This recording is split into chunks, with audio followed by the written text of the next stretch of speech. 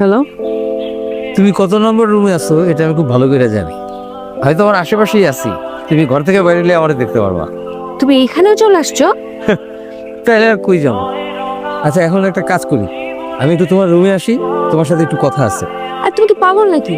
Hotel ভর্তি shooting এর লোকজন, তুমি আবার রুমে আসবে মানে কি বলবে লোকজন সব? তাহলে তুমি আসো, চলো আমরা বাইরে কোথাও গিয়ে কথা কই। Are you crazy? তুমি জানো যে এই খবর ইন্ডাস্ট্রিতে জানলে কি অবস্থা হবে, আমার ক্যারিয়ারের উপর কি ইম্প্যাক্ট পড়বে? শোনো, আমি এখন খুবই গুরুত্বপূর্ণ একটা কাজ করতেছি, আমি কথা বলতে পারছি না, পরে কথা বলবো। ওকে, বাই। I am sorry. আসলে আসলে আমি তোমার আমি সবকিছুর জন্য সরি। সত্যি তুমি সরি?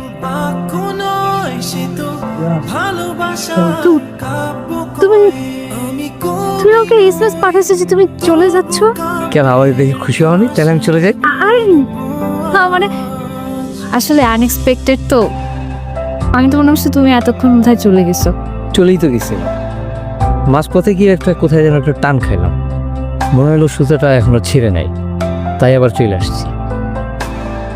আমি আমি অনেক সরি, আসলে তোমার সাথে আমি অনেক খারাপ ব্যবহার করছি, আমার উচিত হয় নাই করা এগুলো তোমার সাথে। আমিও তো তোমাকে অনেক ডিস্টার্ব করছি, তাই না? তোমার শুটিং লোকেশনে গিয়া বিভিন্ন জায়গায় গিয়া তোমার বদার করছি। আসলে তোমার আমি প্রচন্ড ভালোবাসি, তো প্রেমিক মানুষ, বুঝো না, বিদেশ থেকে ছুটে আসছি, আর কারোর সাথে তো এগুলো শেয়ারও করতে পারতেছিলাম না। তুমি কেন সরি বলতেছো? এটা তো তুমি করবাই না। আর তোমার সাথে তো আমার কমিটমেন্ট ছিল যে তুমি লন্ডন থেকে ফিরে আসার পর আমরা বিয়ে